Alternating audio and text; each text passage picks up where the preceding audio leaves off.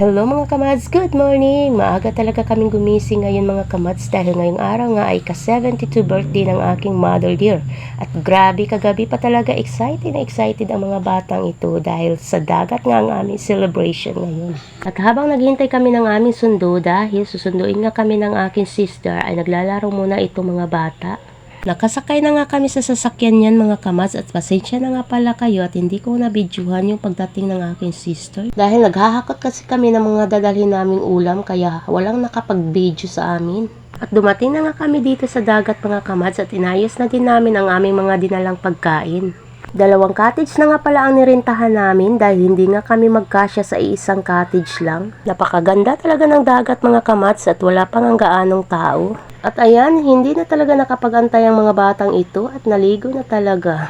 Kumain na nga muna kami ng tinapay at uminom ng kape dahil napakaaga pa at wala pa nga kaming almusal niyan mga kamads. At pagkatapos ko nga magkape niyan ay nilinisan ko na rin itong isda mga kamads para maihaw na. At kumuha na nga rin lang kami ng tubig sa dagat para malinisan ito. Nagpabaga na nga din pala ng uling itong aking mga pamangkin mga kamads dahil mag-iihaw na nga kami ng isda. Ito nga pala yung mga iba pa naming dalang ulam mga kamads. Meron nga kami dito ginamay, spaghetti, pansit, lumpia, at saka adobo. At syempre meron din kaming cake at tinapay. At huwag kalimutan ng kanin dahil kanin is life, alam nyo yan. At habang busy nga kami dito ay nagkanya-kanyang kuha na ng mga salbabida itong mga bata ito. Akala mo naman ay libre. Uy, may bayad yan.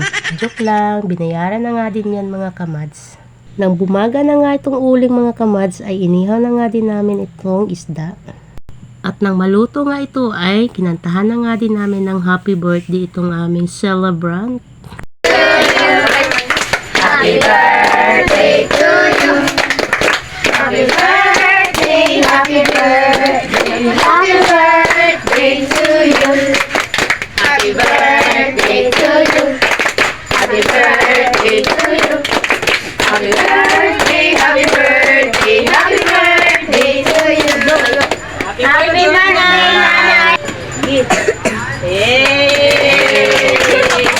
At pagkatapos ay kumain na nga din kami dyan dahil gutom na nga itong aming mga sikmura. At itong mga bata ay dito pa talaga kumain sa may salbabida.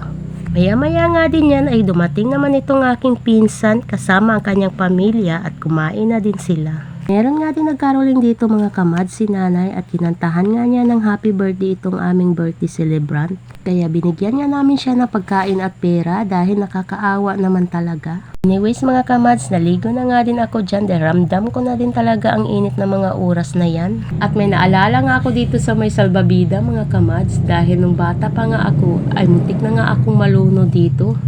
Maya-maya nga din yan ay umahon na nga din kami mga kamads at nagbihis at umuwi na rin kami dahil hindi na talaga kaya ang init mga kamads. Grabe ang init talaga pero ang mga batang ito parang baliwala lang sa kanila. Ang mahalaga ay nag-i-enjoy sila.